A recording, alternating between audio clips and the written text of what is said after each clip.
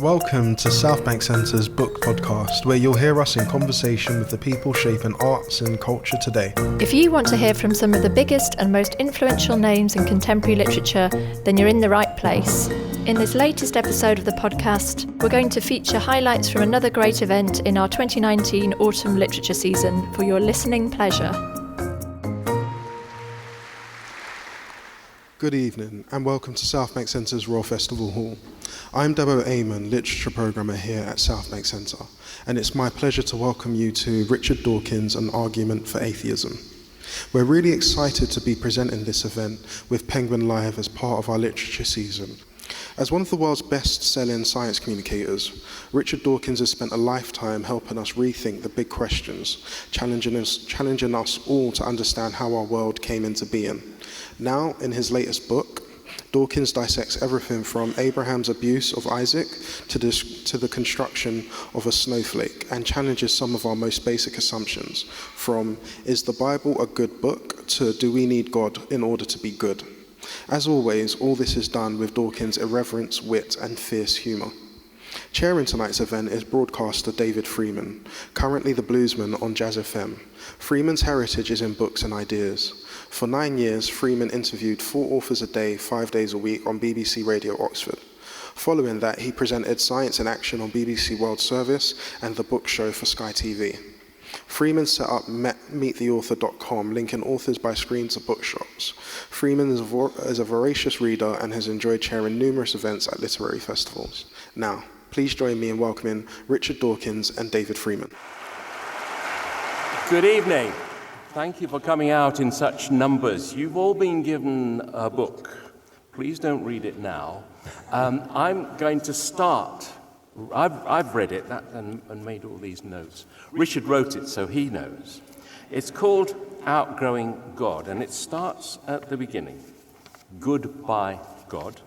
So many gods. Then the first 4 words on page 1. Do you believe in God? Do you believe in God? Which God? Well, choose one. Thor. Yeah. Do you believe in any of them? No. I don't believe in anything supernatural. How is it that an evolutionary biologist decides to focus on this? I mean, my overriding thought when I was reading your book, and I've been going back through the Dawkins canon, reading some other books, is can the urge to find a God be explained Darwinically? Well, yes, and that's a completely different question from whether it's true, of course. There are people who confuse the question and think that because it can be explained, because there's some biological advantage in believing in a God, that therefore it somehow must be true. Of course, the reverse is the case. There's no reason to suppose it's true, but it is an interesting question, nevertheless, to explain why we have this propensity to believe in the supernatural. And virtually all peoples in the plural have had that urge. Well, you make this point that most people in most land masses round the globe believe in a God, and you get the least take-up in Europe. Why is that? Today, that's true, yes. Of course, if you look at the history of Europe, many of the wars of Europe have been fought over religion, sometimes over really quite minor differences in religion. So it has been a very, very important part of European history. As to why Europe is leading the way, actually, in the emancipation from religion, especially over America, which is surprising. I don't really have an explanation for that. I suppose if you turn the question around and say, why is there so much religiosity in America, that could be it's been suggested that's because they don't have an established church. We have an established church, and the Scandinavians do and so on, which makes religion boring, because it's what you do when you get married or baptized or die. Or crowned. And I don't see how that explains In God We Trust. Well, In God We Trust is a fairly recent addition to the American currency. I think it dates back to the 1950s. So whose idea was that then? Well, it was the, I don't know whose individual idea it was, but it was inspired by the McCarthy era, where communism was the great enemy, and atheist communism was almost became one word. And so in the Eisenhower years, they put "In God We Trust" onto the dollar bills as a kind of anti-communist gesture. I want to take you back to that supposition which one hears quite often, that religions start wars. How about changing that a little bit? I mean, if you see, was it yesterday there was marching in Glasgow, one march from the Unionists and one march from the other side, one march Protestant, one march Catholic. So could it be not that it's a religious motivation, but that it's a tribal motivation? I think that's a very good point, and tribalism is one of the great menaces of humanity. If you go back to the First World War, it was tribalism, it was nationalism, patriotism, and Second World War too, I suppose, in another way. So yes, tribalism, but religion does provide one of the main tribal labels. I mean, in Northern Ireland, for example, we're taught that it's not about religion, it's about economic deprivation and that kind of thing, and no doubt it is. But the reason you can identify yourself as belonging to one tribe or another is religion. And there's no other means. And it's been the case for centuries that people of the one tribe marry the same tribe and send their children to schools of the same tribe. So no wonder they're polarized in this way. I was going to bring that up later, but as you've just plopped that on the table, schools, religious schools, do you have a one-sentence summation of what you feel about those? Well, I think that it's important to teach religion because religion is so important in history and the Bible is so important in literature. So I'm all for teaching scripture and teaching religious history. What I'm against is having denominational schools where children are taught one religion and taught you belong to this religion. You are labeled as a follower of this religion. That, I think, is wicked. So when a couple bring forth and they say, this is a Christian child, or this is a Methodist child, or this child is a Mormon, what's the view on that? Well, I mean, you can immediately get the point if I say this is a logical positivist child, this is an existentialist child, this is a Keynesian child, this is a Thatcherite child. You would never do that. And yet religion is the one place where we give a free pass to this labeling of children. I mean, of course, we know that parents influence their children. And so, for example, if parents are keen botanists, it's not unlikely the child might be as well. You don't say this is a botanist child, botanical child, when it's the age of 4, simply because its parents are. But that's exactly what you do with religion. What sort of school did you go to? Anglican. So, okay. And so from that, can I sort of extrapolate that there was a time when Richard Dawkins, as you'll read in your book, on his first report it says Dawkins has 3 speeds: slow, slower, and stop. True. But, right. but did you emerge from that conditioning? Well, I hope I got a bit faster, a bit quicker. I suppose I emerged in 2 stages, one at the age of about 9, when I got the point that there are so many different religions, they can't all be right. And then I kind of clung on to a sort of deism, a belief that there had to be some sort of creative intelligence behind the complexity and the beauty of the living world. So it was when I finally tumbled to the power of Darwinian evolution that I finally gave it up. And how old were you? 15 or so. 15. What's the effect that you want to have with these books, Outgrowing God? I mean, my first thought was, is it as a species we should try and outgrow God, or as individuals? Well, I would think both. I hope you noticed in reading the book that there are an awful lot of questions, an awful lot of what do you think? Yes. Do you agree? What do you think? So I'm trying not to indoctrinate. I'm very conscious of the dangers of indoctrination and conscious of the fact that I'm such a vigorous opponent of indoctrination on the one side that I mustn't do it on the other. I was talking about you at a party last night. You were? Who with? in the village where I live with the vicar, and I was saying, and I said to him, what would you say to Richard? And he's a very nice guy. But he's a very nice guy. He said, why does Richard Dawkins care so much? And I mean, I understand that. I've been going back to the watchmaker's tale, the blind watchmaker, 1986. Yes. I mean, you were angry then. You're still angry. No, I wasn't angry. I love truth. I mean, I suspect that what your vicar doesn't understand is that truth is important. If he's anything like...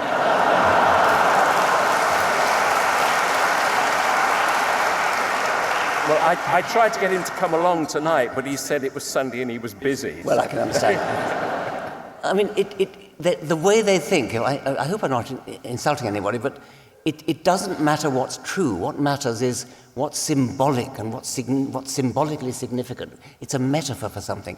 I've sometimes satirized this by saying, if one day it turns out that the double helix model of DNA is incorrect, then the theological response to that would be, oh, well, of course we don't literally believe in DNA anymore. Truth doesn't matter.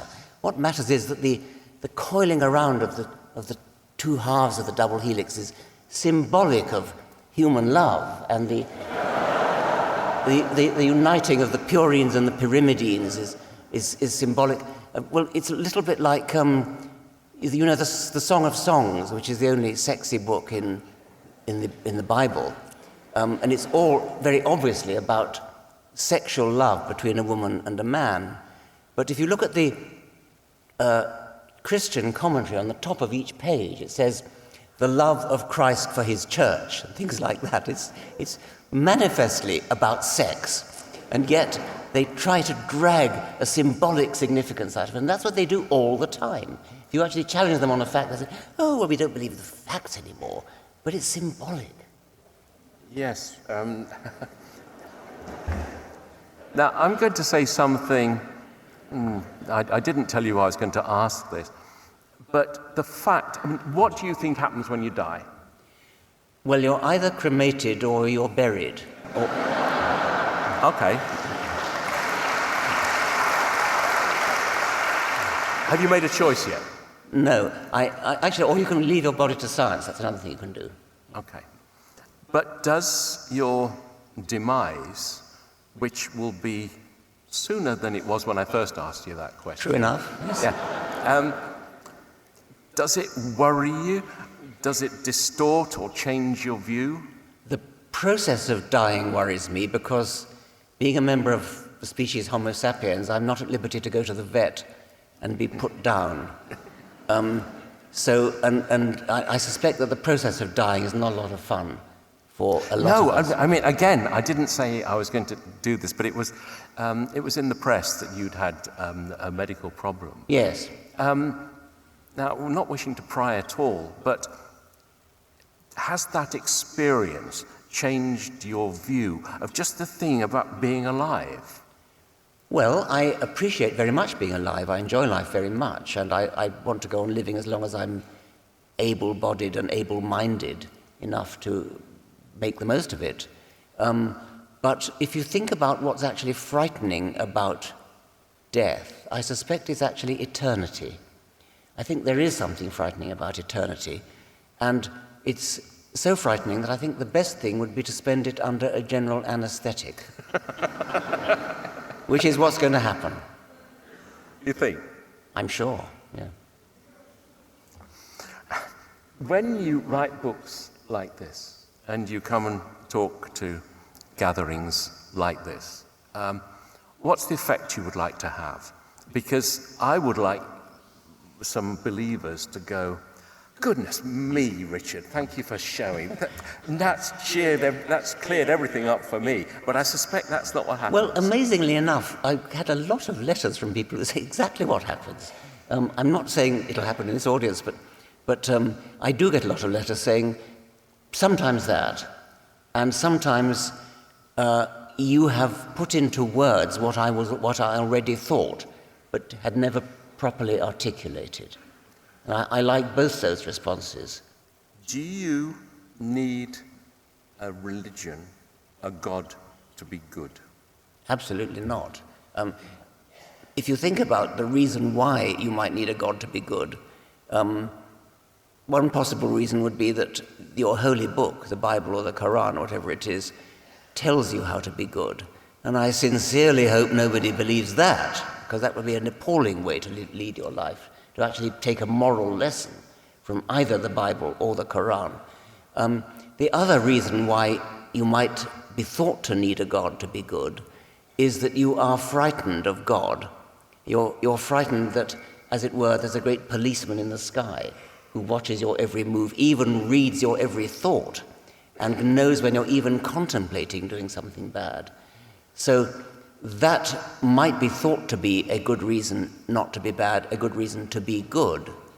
And conceivably that's true. Conceivably there are people who are deterred from doing bad things by the thought that there's a great spy camera in the sky watching your every move and your every thought. But what an ignoble reason to be good. If I thought that was the reason you were good, I'd kind of edge away from you, I think. Quite well. Yeah. Yes. I mean, are we changing a little bit in this country? If whoever goes up against Donald Trump next year, I don't think they dare come out as being an atheist. I don't think you have to be perceived to belong to a faith group of some sort. Is that true here? I don't think so. I think when Tony Blair was goaded by Jeremy Paxman with, do you pray with George Bush? Far from saying yes, he was rather sort of shrank from the. We don't do God. We don't do God. Well, Alistair Campbell said that, but I think it is different here. It still seems to be true in America that they've got to pay lip service to being religious believers. That cannot be true if you think about it statistically. There are 530-something members of the US Congress. Some of them, no doubt, are pretty well educated. It's inconceivable that every single one of them holds supernatural beliefs. It cannot possibly be true. And that means that a substantial number of them are actually living a lie. I just wonder if the urges, the campaigns to change things actually work. There was a time when you used to wear a little badge that said Brights, because there was a movement in America, I think, to label atheists as Brights. But did anything come of that? No, it flopped rather. It was not a great success. I think it was thought to be arrogant. To which Dan Dennett replied, well, it's only arrogant if you think that the opposite of the Brights is the Dims. But you don't have to call them that. He said, well, since the opposite of the Brights is the supernatural believers, you could call them the Supers. Nobody would mind being called a super. Yes. Now, if there was going to be a creator, the creator would have been responsible for the very first organism, wouldn't they? That would have been the clever thing. Yes, that would be right, I suppose. But real creationists think that he's responsible for every species as well. That's far-fetched, isn't it? Of course it is. Yes. At the end of this book takes evolution backwards, and you go back to the beginning of life, and you say that it's possible that we all have evolved from minute bacteria who just loved heat in those vents from the ocean. Yes, that's one theory. Nobody knows how life began. And one fairly fashionable theory is that it started in the then equivalent of these vents under the sea with volcanic heat. Does that hold up? I don't know. I think it's one very nice theory, and there are several. The origin of life is one of the mysteries we don't yet understand. We understand the kind of thing that must have happened, and the volcanic vents theory is one of the plausible theories. And while we're just talking about this, just to sort of put a line in the sand, how long ago is this? How long has life been going on? Probably about 4 billion years. And the earliest fossils are about 3.8 billion years, so it probably started, the Earth itself is about 4.5 billion years old, so it's sometime between that and 3.8 billion years. So any deity would have been darn busy for quite some time. Yes, well, yes. You just have to wonder what he's been doing in the rest of the universe as well. Yes. Now, this current volume finishes with the wild and wacky multiverse. Not only is this universe huge and we're just a small part, but there could be other universes. I mean, I've tried to read about this, but I get headaches. Me too. Do you give it credibility? Do you think it's... Physicists tell me that there are good reasons to believe that the universe in which we live is only one of a very, very large number of universes. And the laws and constants of physics, according to this physical theory, are likely to be different in these different universes. And so it could be that only a very small minority of universes are suitable for the evolution of life. And by definition, we have to be in one of that minority. That's the anthropic principle. By definition, we have to be in the minority of universes which are capable of giving rise to... I mean, many of them would not be capable of giving rise to stars, for example. You can't have life without stars because you need stars to make chemistry and so on. As someone who loves truth, do you find that these... I mean, they do sound like wild surmises. Yes, some of them are wild surmises, that's true. We know a lot about life on this planet, and we don't know nothing about life anywhere else in the universe. So we have nothing but wild surmises to go on. But the sheer number of planets around, and if the physicists are right, the sheer number of universes around, means that we can speculate with reasonable plausibility. Would it be fair to say that one of your arguments against religion is that the cosmos, life, us, is so fantastic and exciting and beautiful and wonderful, it's somehow diminished by a religion? I would say exactly that, yes. I would say that, I mean, some religious people would say it's so fantastic and beautiful and wonderful, therefore there must be a God. I take the reverse view, which you just enunciated, that it is wonderful to be able to say, yes, we understand the kind of way in which it came about. And the last chapter of Outgrowing God is trying to make the point that Darwin and his successors, in a way, solved the difficult problem, which is explaining the complexity of life. And although we don't yet understand some remaining problems, like the origin of the laws of physics, in a way, I see that as the easy problem. And Darwin, having solved the difficult problem, should give us confidence to think that we're well on the way to understanding the rest of everything. If you keep a dog, you know that a dog likes a leader of the pack. If we were to destroy all our gods, is it built into our nature that we invent another leader of the pack? We invent another thing to be zealous about? Well, yes, I mean, I think that could be so. I mean, are you suggesting dogs worship us? I mean... No, but they're willing to follow us, aren't they? Yes. No, I mean, they are pack animals. And I just wonder, because we evolved in small groups, and every group would have had a leader, if somehow we feel the need, I mean, you can see it happening, new religions being invented, yes. That somehow it's a need built into us. I think that's quite plausible. I think that's among the various psychological props that tend to lead to religion. I think that's probably one of them. Because there's a picture in your book of a guy in a hot country holding a picture of the Duke of Edinburgh. Yes. And it's rather charming, isn't it? That he thinks... Yes, this is the chapter on the origin of myths and the cargo cults of the South Seas. On one island, there's a cult that worships the Duke of Edinburgh.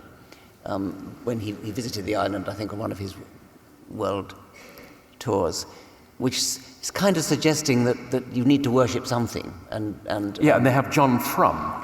John Frum. That quite a number of islands worship John Frum, who it's thought to be an American GI, a soldier, who was John Frum America. So he became known as John Frum.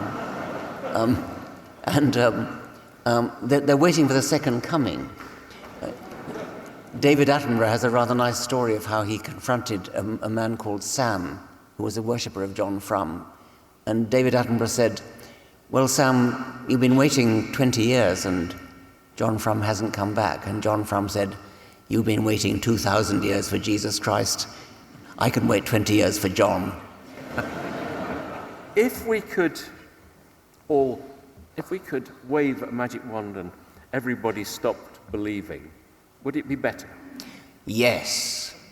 How would we know it was better? We would base our lives on evidence rather than on superstition.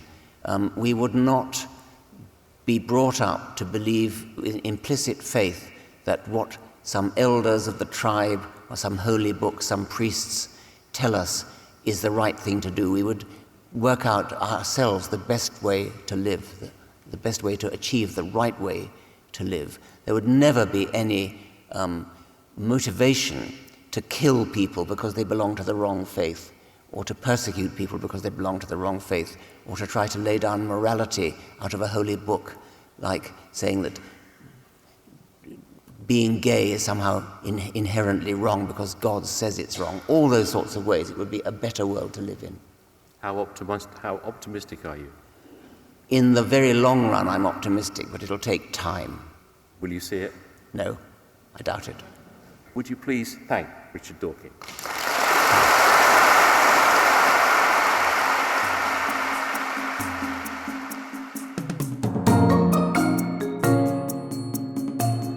That's it for this episode. Make sure you subscribe to the Southbank Centre Books podcast in all the usual places. For more information about upcoming events, go to southbankcentre.co.uk or look us up on Facebook, Twitter or Instagram.